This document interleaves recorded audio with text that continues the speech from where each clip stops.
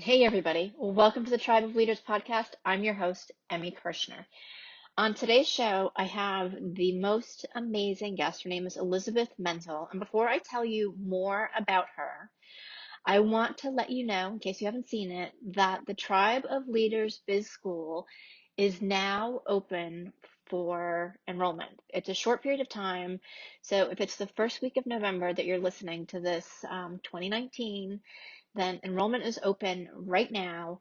And we're going to be closing membership as a founding member. Right now, the membership is $47 a month. We're going to be raising it when we open membership again.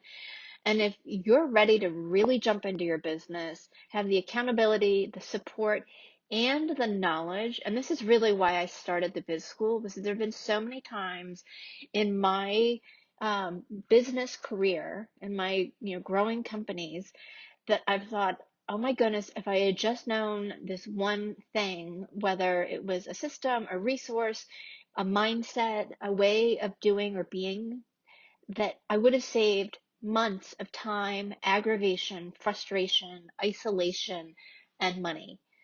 So I've created something that has every aspect of business, from Facebook ads to spirituality and everything in between, that you get access to, along with live monthly trainings and live monthly co-working days that you can access from anywhere in the world. So you want to check it out. The website is thetribeofleaders.com, and would love to see you part of the biz school, because it really, like, our members have seen tremendous results. One of my coaches said, Emmy's taken all of everything and broken it down into small little pieces and done the work for you so you can just go implement. So that being said, as I said, go check out thetribeofleaders.com. And without further ado, I want to introduce to you Elizabeth Menzel. She is a best-selling author, speaker, and the founder of the Happy Woman Academy. And her clients are everything from Olympic athletes and international heads of state to celebrity stars and spiritual women who are ready to heal. She has a perfect marriage of what I refer to as the woo-woo and the science behind it that makes it work. And on the show today, we talk about her journey and really the 5 steps that she uses. Because if meditation and yoga and affirmations aren't working for you, she says you actually have to start at a different place before you even think about doing those to get the results. It was really fascinating. I was totally inspired by her, and I hope that you will too. My name is Emmy Kirshner. I'm a serial entrepreneur and investor. The one thing that I get asked all the time is, how do you achieve success in business and make an impact? In each episode of the Tribe of Leaders podcast, you'll hear from entrepreneurs and visionaries who share how their leadership has changed not only their lives, but the lives of everybody around them.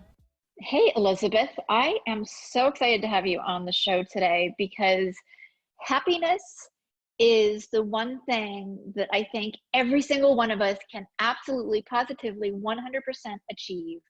And you are an expert in the neurobiology of happiness. So explain to us what that is, and welcome to the show. Thank you, Emmy. Thank you for giving me this opportunity. I'm excited to illuminate your leaders. We need good leaders in this world. Right? I want them to be as happy and powerful as possible. So I'm excited to talk about the thing that I geek out about the most. Right? Yeah.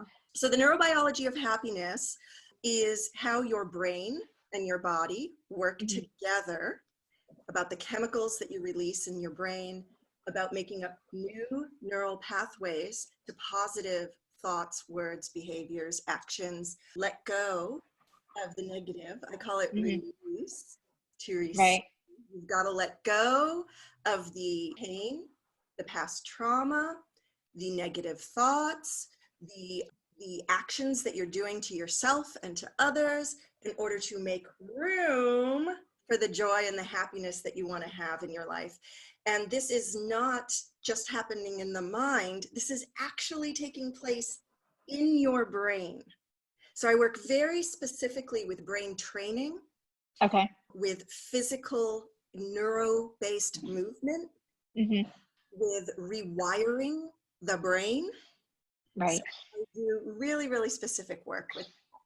Which I think is so cool because like, and I say to my clients, like, in order to change your mindset and really take control of the monkey mind, you have to do all this brain training.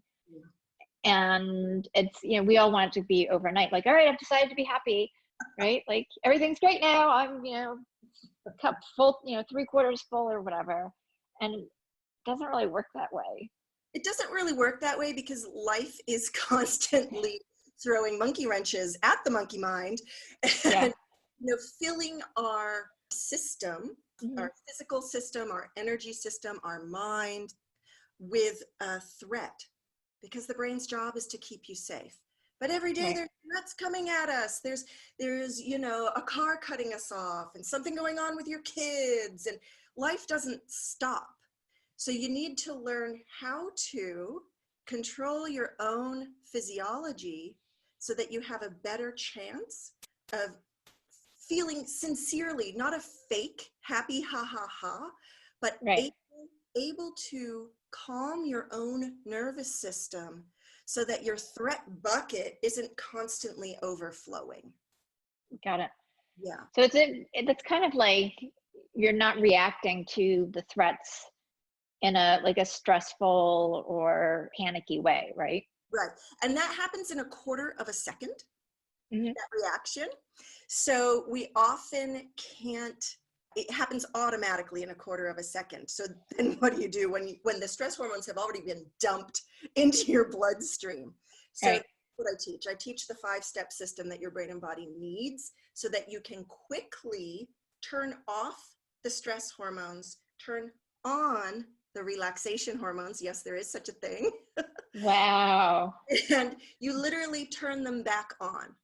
So you can genuinely, again, not in some fake it till you make it way, you can generally do what your system needs. We have these amazing self-writing systems and we don't know how to use them. And there's no like guidebook that we can get at Amazon, right? Right? Not for this. No. And I actually don't know why, because I've been doing my work for 25 years, but it was only about 5 years ago that I realized, oh, I've been teaching people these 5 steps for years. But even I was doing it and I hadn't formally put it together. Right. Put it together, I've actually, I mean, I've talked to the head of neurosurgery here in Pittsburgh, who's a brilliant, brilliant man. I've talked to him about it and he's like, oh, yeah. Like it's exactly what you need in the order you need it. And what I find is that, you know, there's so many people teaching relaxation techniques or teaching about stress, but they are teaching what I call step 5. Right. And there's 4 more steps that we have to do before that to make it stick. So what I see is a lot of people walking around trying to do the right thing, but they're frustrated. And they're like, oh, you know, meditation doesn't work for me, or affirmations doesn't work for me, or yoga doesn't work for me, or, you know, taking a walk doesn't work for me. And that's because those are all step 5 things. Right. So we need to follow what the body needs so we can empty out the threat bucket, change our actual chemical happenings, and then we can do the rewiring. But if you try to do the rewiring before calming and centering your nervous system, it won't take, and you'll get really frustrated. Got it. There was last year, I was moving around the world a lot, actually. I was speaking around the world, I was teaching, and I was moving at the same time, and I was putting everything in storage, and I was staying with friends, and I kept doing this system, and I was calm and happy the whole time. Didn't stress out a bit. Everything felt joyful, right? Which is what I teach. But I was like, really doing this practice, you can just do it as a matter of course. It doesn't have to take a whole bunch of special time. But then we found this house, and the morning I said I'd rent it, he's like, somebody just took it. And I lost it, right? I like, boom, like everything dropped, and I just kind of bottomed out. And I was so anxious, and was kind of hyperventilating a little bit. And I started doing positive affirmations. And I'm like, Everything that happens to me is for me. I only get the right house. I only want the right house. I welcome in the right house for me. And I'm working it. And I still was a nervous wreck. And after an hour of that, not feeling any better, it hit, Right. oh, I didn't do the first 4 steps. Like So, that. yeah. Did them. It took me about, now that wasn't, I was really amped up to like panic just before the panic attack level. Hmm. And I've had a history my whole life of anxiety and depression. So I went back. So in this case, it took me about 5 to 7 minutes. And then I was completely centered. My nervous system was calmed, and I was sincerely happy, calm, centered. That's amazing. Right. So, So 5 minutes doing the steps right. versus like an hour. Yeah. And versus like, I spent I spent years in that Right. cycle of anxiety, depression. So at the time, now for me, 5 to 7 minutes is a long time. Because Right. usually I can do it in seconds. Right. But even when I got hit really hard, it was only a few minutes. Wow. That's amazing. I would love to know more about the first 4 steps, but I want to go back a little bit and like talk about, your journey in learning this, creating the 5 steps, and what was the catalyst for, you doing this healing work? My catalyst was definitely pain. And for me, it was both physical and emotional. I started getting treated for chronic pain when I was 12 years old. And Wow. my neck, my upper back, especially on the right side, my upper back and neck were in just like a constant spasm. Sometimes I couldn't move my arm or I couldn't turn my head. It just always hurt. I wasn't as cognizant or aware, because I was still a child, of the constant anxiety and depression, but I was actually thinking about this last night. I remember at 5 years old being depressed. Wow. I really, like, this goes back for me. So I started reading self-help books around that same time, um, at 12 years old. But the physical pain increased, panic attacks Hmm. increased, the feelings of hopelessness and worthlessness were always there in the background. I didn't have a direction in my life. I was alone. I was pretty much left alone since I was like a child, but I started working at 11 years old and paying my own way. And by the time I was 16, I was completely on my own. I was living Wow. alone in Los Angeles. I lied about my age to get a job. I got my GED. I lied about my age to get an apartment. Um, and I was like, Yeah, and back then you didn't have to give them like every piece of information and there were, your firstborn kid or yeah, there were no credit checks or anything. right. And, I find that people with any kind of past trauma is stuck stress. So I was talking about that threat bucket. We accumulate stress every day. If we don't have a way to let it out, it will become trauma in our system. It does not have to be big, horrible things happening to you. That's Right. what he thinks trauma is. So this accumulation of stress in my system, I find that people go one of 2 ways. They either become overachievers and over responsible, or they go the other way where they become helpless and unable Right. to do. So, I was 16. I never bounced a check. I was never late for work. I was like highly, highly functional. Right.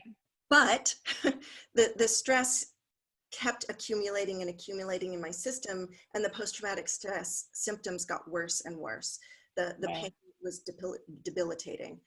And I was a wild thing. I had a mohawk.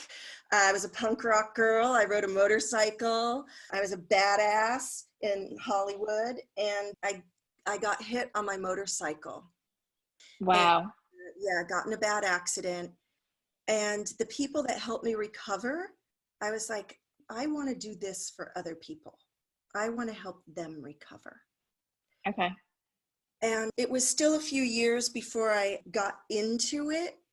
But once I did, like I knew that I was supposed to help people recover and feel better from, I started with traumatic injury. I started as a neuromuscular therapist, and I went to a really medical program for that. Mm-hmm. And I actually got discovered there the last week of class. They were bringing in different professionals that, like, they brought in like the massage therapist for the Chicago Bears, and then they brought in someone else who worked with the elderly, and then they brought in all these different types of people that were using their career in different ways. And one of the people they brought in was this 89-year-old Chinese Qigong master. Oh, cool. I had never heard of that. I didn't know about energy. I didn't care. I was so about the medical part of it. You know, I was really entrenched in that world. Right. And he called me to the front of the room, and I was very surly and punk rocky and went up front brooding. Uh-huh. And he had me hold up my hands and close my eyes. Uh-huh. And then he just drew pictures on my hand. Like, he'd draw an X and I'd say X. And he'd draw a circle, I'd say circle. And he kept doing that. And then he told me to open my eyes, and he was standing across the room. Wow. And he had just been doing it with energy. That's so cool. And he said, "You come study with me." And I said, "Okay." Uh-huh. I'm a little freaked out, but okay. I was and the whole room, I mean, I looked at my whole classroom, and all their mouths were open, and they were totally freaked out, and the room was just silent. And I sort of like skulked back to my seat, and I started working with him the next day. And that set me on my path of physics-based energy healing. So I trained for years with the first female physicist at NASA, and who had then become a social worker. And so that's Barbara Brennan, Dr. Barbara Brennan at the Barbara Brennan School of Healing. So I did that program, and I worked there for years on the teachers and students there, and just really went deep down that rabbit hole of energy. Yeah. And so then I brought it all together, you know, I brought it all together. That's where I started studying trauma. And that's where I learned, you know, I had been specializing in fibromyalgia. So that's where I learned that what I called frozen fear, which is what I saw in the common thread of all my fibromyalgia clients, I was calling this frozen fear. And that's where I learned that the shortest definition of trauma is stuck stress. Well, stuck stress and frozen fear are the same thing. Right. Right. So I really just kept bringing all of my work together from all of these different modalities I was learning. And that's where I got really into the ability, the neuroplasticity, and the ability for the brain to be this self-writing system if we know how to use it. Wow. Okay. So I'm really curious, and I don't want to give all your secrets away, but what is the first step? Well, the first step is realizing that you're not centered. Okay. Right? It's the awareness, because we are so used to going through our lives, pushing ourselves too hard, and being sort of out of pace, out of rhythm. And every single person I talk to, when I say, "What do you feel like when you're centered?"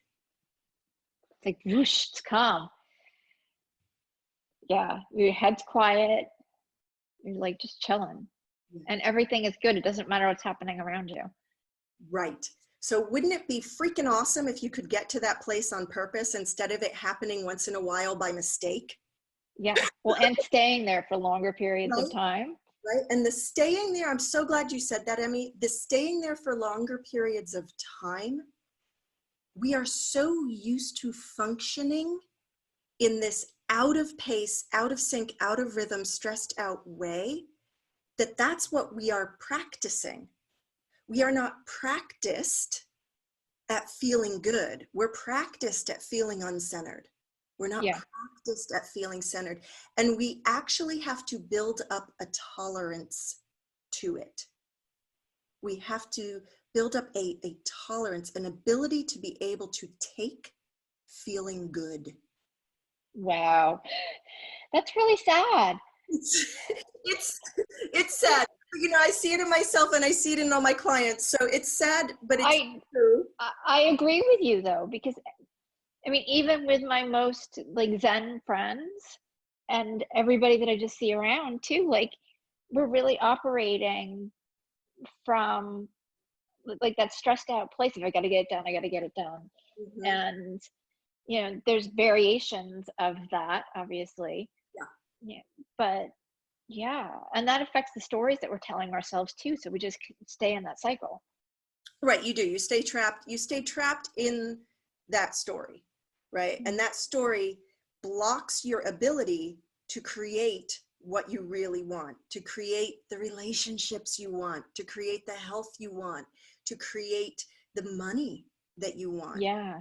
Because you start blocking everything, right? So you're blocking unconsciously, of course. You're blocking feeling good. And I say you're blocking your receiving channels because what's coming at you can be overwhelming, scary. It gets that threat level up.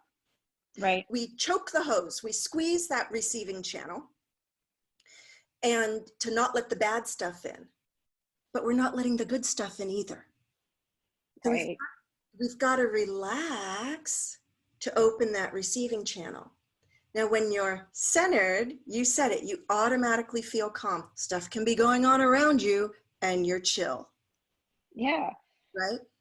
That is completely and wholly dependent on your neurobiology.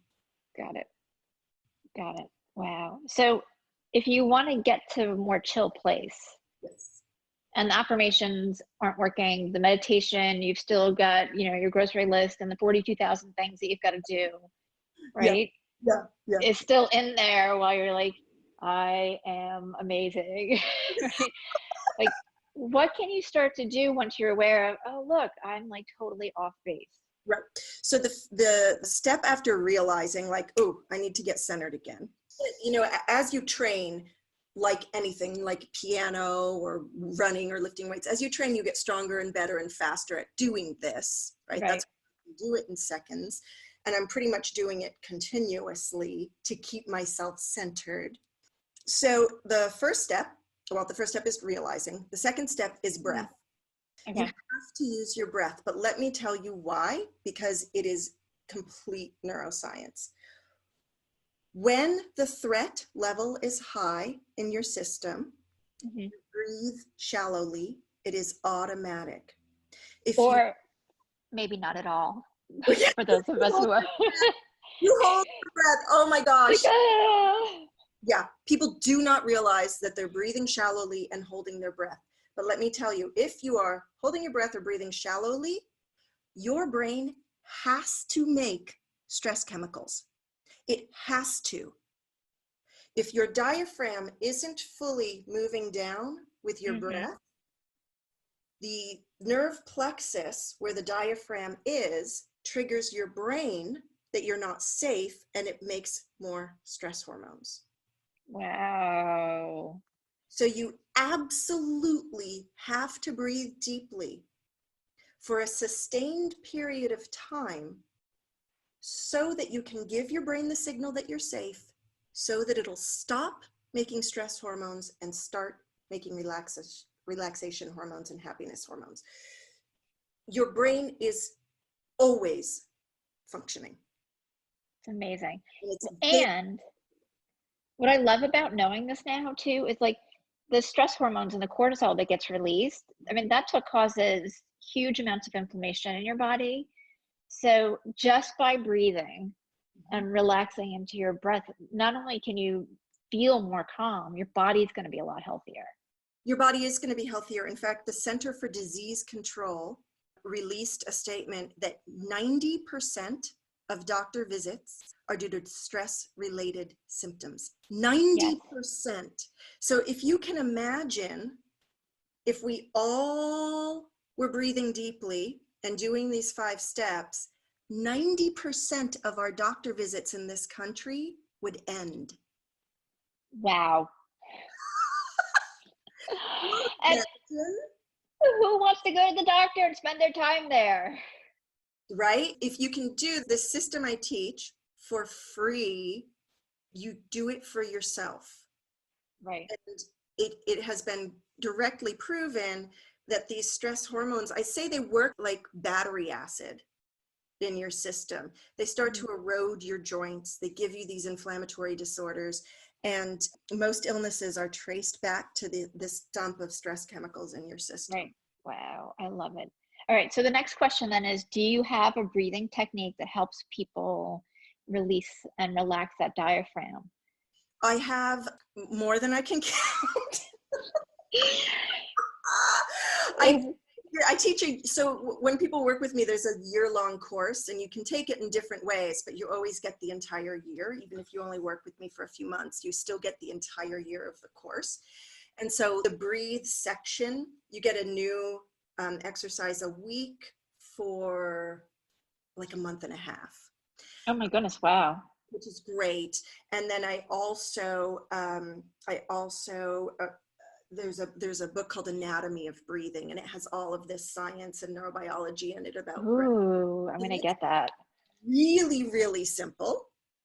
And say breathe. So I'm gonna give you guys like actually one of my best formulas. This is great. Yeah. Oh, thank you. I feel so blessed. This is a great one. When there's a different way to breathe when you're anxious than when you're depressed. Oh, really? Okay. I'm going to teach you each of those so you can sufficiently feed your brain. So when you are depressed, you need to lengthen your inhale. Ah, okay. Your exhale. Okay. So you can do, now people are different, but my counting 6 in breath is much longer and deeper and bigger than most people when they start. So when I say make it really easy, just breathe in longer than you breathe out. Right. If I breathe in for 8, I'm going to exhale for 4, and then I'm going to breathe in again for 8. When you're anxious, to exaggerate the exhale. So you breathe in for 4, breathe out for 8. Okay. Wow. Now what does doing that, like what's the difference? The difference is the amount of oxygen going into your bloodstream. Okay. One calms you, one lifts you. Got it. With the depression, you want to lift. Got it. With the anxiety, you want to calm. Got it. Okay. Cool. I love that. Thank you so much for sharing that. That's just amazing. Amazing. That's a great one. That's when you'll use it for the rest of your life. And it'll always work because it's science. There you go. And try it. Yeah. You'll see the difference. I use it all the time. I usually do, or one of my favorites is the 4-7-8 breathing technique. And it kind of resets your system. So when I'm speaking, I have my people do it, and I love it because it reoxygenates your brain. Right. So the people who are dizzy are the ones that haven't been breathing, and there's always a bunch of them in the group too. And they're like, oh my God, that was so easy. I'm like, look, instant stress reducer. Instant. It does. It works right away. And then do it for longer periods of time, and the benefits keep coming. Yeah. Definitely. And there's many different techniques. I mean, sometimes it's beneficial to hold your breath. It depends on what's going on with your brain. So, this can get very nitty gritty when I'm working directly with someone and I'm doing assessments with their brain. We can really fine tune it. But for something like this, I mean, I use that longer inhale or longer exhale all the time. I love it. I love it. For somebody who's running their business and they want to up-level their game, particularly as we're coming into 2020, this is all amazing stuff that everybody needs to know about. How can focusing on your breath and really stepping into happiness increase their leadership? You're so good. I love this. Thank you. Honestly, who wants an uncentered leader? Yeah. You're either manifesting from your pain or you're manifesting from your pleasure. Oh my God, that's the most amazing quote. We are always manifesting. We Right. never stop. Every single moment of life is a creation. Mm-hmm. So for me, it really comes down to, do I want a leader and do I want to be a leader that's creating from my fear or creating from my power, my joy, my love, my intelligence, my wisdom, my Mm-hmm. depth, right? For me, a good leader isn't opinionated. They take everything into consideration and really align with the highest good. And to Mm-hmm. align with the highest good, you have to be willing to let go of your will and your way. Wow. You cannot lead from a place of integrity if you're trying to force your own agenda. Right. So it's kind of letting go of the attachment of like outcome almost and just staying true into your core center. I would say it's less about that. It's more about letting go of control, Okay. because the difference between control and power are night and day. Mm-hmm. A power that comes from within is not a power over, Got it. right? So when you're in that centered place, you're in contact and connection with your power within. And then when you align with the highest good, you let go of your ego and you do what's best for everyone and everything involved to achieve a higher good, maybe something that you couldn't even think of. Right. So for me, what really helps lift any depression and calm anxiety is a constant process of aligning with my highest good, because Mm-hmm. I don't know what that could be, right? In the moment that I thought I lost this house and freaked out, I was attached to this house being the outcome, Right. which would block me from manifesting the best house for us, Right. right? When I got recentered, it was, I only want the best house for us. Like, I Right. totally want to let go of that house if it's not the best one for us. Like, we think we lost something, but we often dodged a bullet, Yeah. right? So when you can do that as a matter of course, Mm-hmm. you're in a constant process of letting go, welcoming in, letting go, welcoming in, letting go, welcoming in. That's release, receive, release, receive. And that's a constant. So when people get stuck on creating a certain thing in a Mm-hmm. certain way, they often feel really shitty and stressed and frustrated. Wow. Yeah, they do. Yeah. So I'm curious now because you were in that house that you thought you lost, right? Yeah. Yeah. And it's probably because, I mean, whatever the circumstances were, you know, that it was rented and then it wasn't, you were able to fill it. But I presume there's a huge part of you let it go and allowed it to be the right house. Exactly. Exactly. Because I didn't want this house. I wanted the right house. Yeah. Yeah. So It's the same with your business and your clients and your romantic partner, yeah. right? Well, and from a business perspective, like I see people hold on to clients that are a complete pain in the butt, super high maintenance, don't want to do the work, and because they're afraid of losing the revenue. And I'm always like, if they're not fun to work with, like they need to go. And either they're meant to work with somebody else or they're just not ready. You know, Yeah. Go ahead. and from, I would say from in any industry, whether it's coaching, whether it's photography, whether, you know, it's anything else. And what I've seen over and over again, we talked about this earlier in the interview, is when you open up that space, the right things show up, the good things show up. Yeah. Yeah. And you just reminded me of something. So the brain gives, because it's its job, number one job is to keep you safe and keep you alive, Right. gives a higher propensity of attention and energy to fear. So it is giving more energy to your fear thoughts. It is energizing your fear thoughts more in an attempt to keep you safe. Right. Right? And that becomes a trap.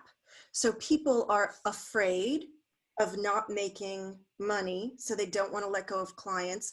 Money is one of the, goes with your root chakra, your first energy center of staying on this earth and survival.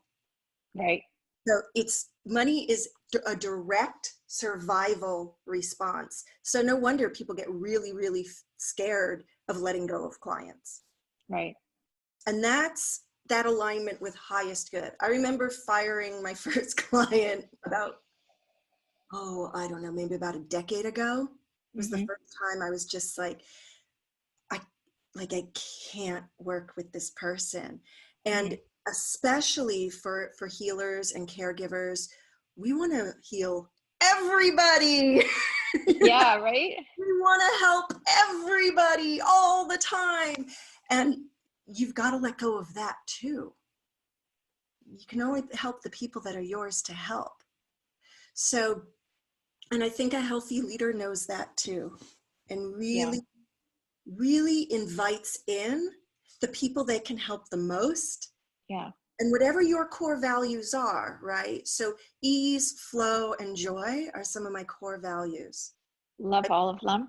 I work with traumatized people, with people in pain, with really frustrated and burned out people. So with serious things going on, and I shine a lot of light in there. And the way I shine light is often with humor, Mm-hmm.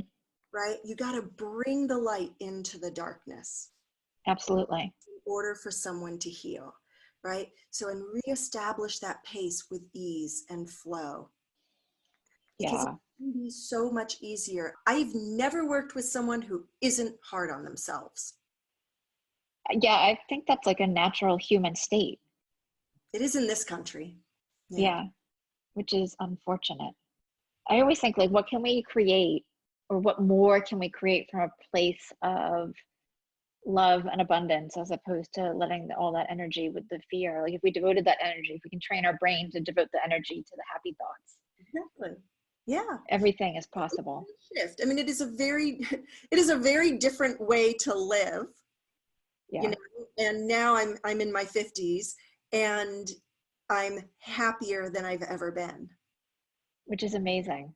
Yeah. Amazing. It's right.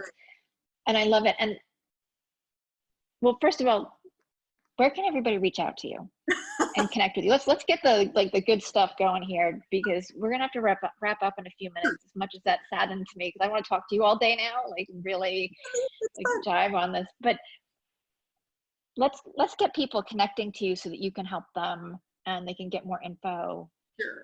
about being happy. Yes. All they have to do is go to thehappywomanacademy.com. Super simple.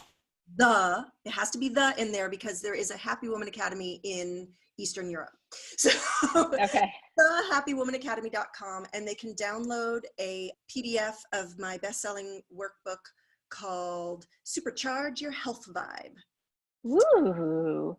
And what will that do for them by supercharging their health vibe? It's a mini workshop in a book, and it'll teach them how to feel, how to keep their energy up and their mood up, even if they're going through physical pain.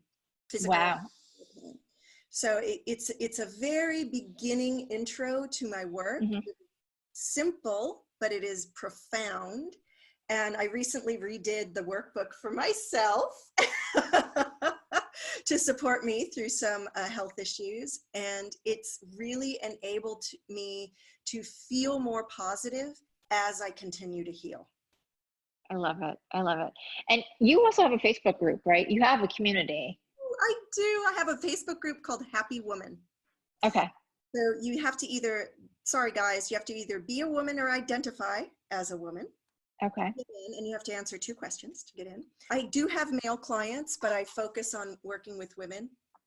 And so it's a very active Facebook group. We have a theme every week, and you're allowed to post and ask questions. And I come on live in there. I pop in and support people. So it's a beautiful Facebook group. I actually really love it. Yeah, I love it. You have some really cool quotes on there that just are inspirational and feel good every day. Yeah, I really energetically attune that group. Like I really pour a lot of love and energy in there. I'm not on social media a lot. I don't spend time there, but I really pour energy specifically in that direction of that group. I love it. That's awesome. That's awesome. Thank you so much for coming on the show. And I feel like I have a whole new level of understanding of happiness. And I've done a lot of reading already and studying. So thank you. I highly recommend the movie Happy. Okay. Where can people find that? Is that on Netflix or Amazon? Netflix. Netflix. Okay. I will definitely check that out too. Thank you. Thank you, Emmy. And for everybody, we will see you next week. As an entrepreneur, do you ever feel isolated, like you're just grinding away and not getting to the place or reaching the goals that you want? Maybe you've realized that you just spent days, weeks, or even months trying to accomplish something only to figure out that the answer that you have would have saved you all of that time. I know I've had that experience, and my clients have as well. And that's why I created the Tribe of Leaders Biz School. Get the accountability, the training, and the knowledge base in a community of like-minded people who are there to support you.